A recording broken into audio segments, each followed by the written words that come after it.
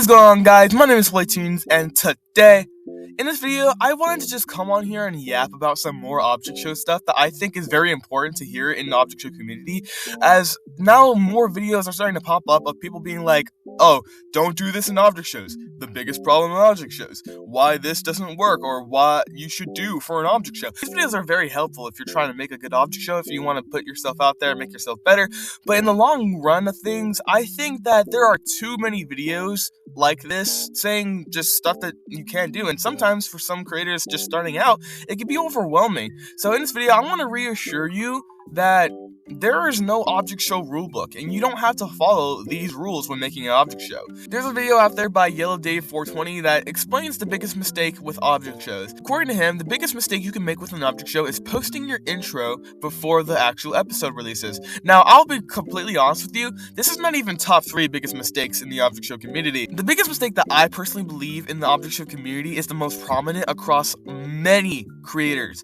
is creating rules and limitations / limiting yourself too much. Now, I'm gonna play some examples actually from other YouTubers that have the same idea as I do to further drive my point. Something I see in a lot of object shows, they put so much effort into the animation, trying to make sure it's perfect, trying to make sure the audio is perfect, trying to make sure the writing is perfect.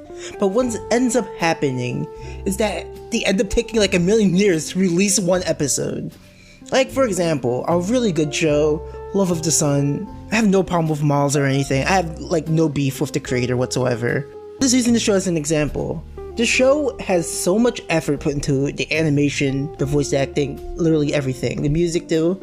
But oh my gosh, the show takes so dang long for one episode to come out. Like, we're still technically on episode 1. We're not even on episode 2 yet. To summarize what you just saw, putting too much thought or quality makes releases way slower, which can lead to a never-ending show, which nobody wants. We want a satisfying ending. We want people to be like, yo, this show ended. I'm proud to have been there since day 1. But if the show never ends, what really is the purpose of having so much quality take over the show, you know? I truthfully think that quality doesn't matter as much as people think it does. I know that sounds like blasphemous, like, how dare you say quality doesn't matter? We always want quality over quantity. And I guess, like, that is true to an extent. Like, people do want quality, but people also want things to come out as well. Like, I'm not talking just even about just the viewer. To summarize the clip you just saw, while quality is very important to any aspect of life, having too much focus on how something is perceived by other people is not a good thing. It leads to problems that can lead to burnout. It's just a lot of stuff that you don't want when creating an object show, especially considering how they literally started out for fun, which actually leads me into the next video that I want to show by the Boombox.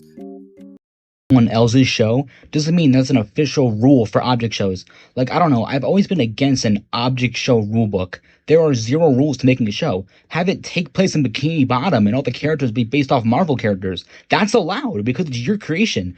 Don't let anyone discourage you from telling you what you can and cannot do. There are no rules to object shows. There's no really thing that works in the object show community or doesn't fit.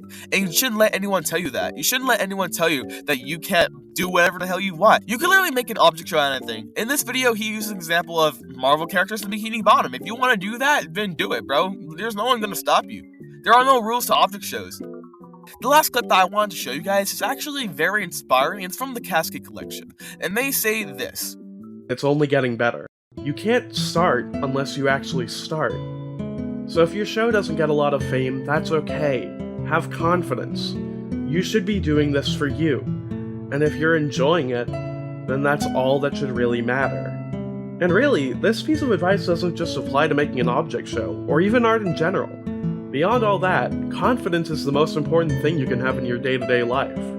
It can definitely— Now, what this basically means is your show doesn't have to be a big object show. Don't let that discourage you. Your show could be as big as it wants to be. Your show could not be big. You can be comfortable with that. You don't have to make this thing that's supposed to be big. If my show, for example, FFP, ever becomes sort of big, it's because that audience from day 1 liked what I created and they were inspired by it. And your show doesn't have to do like these crazy things that I mentioned in the previous points to be good. And it's something that you really should create just for fun, you know? And the last thing I wanted to mention in this video that I think is like a big mistake that people always point out is large cast object shows. Now, say what you want about the releasing, the over ambitiousness of large cast object shows. I think that large cast object shows are perfectly fine.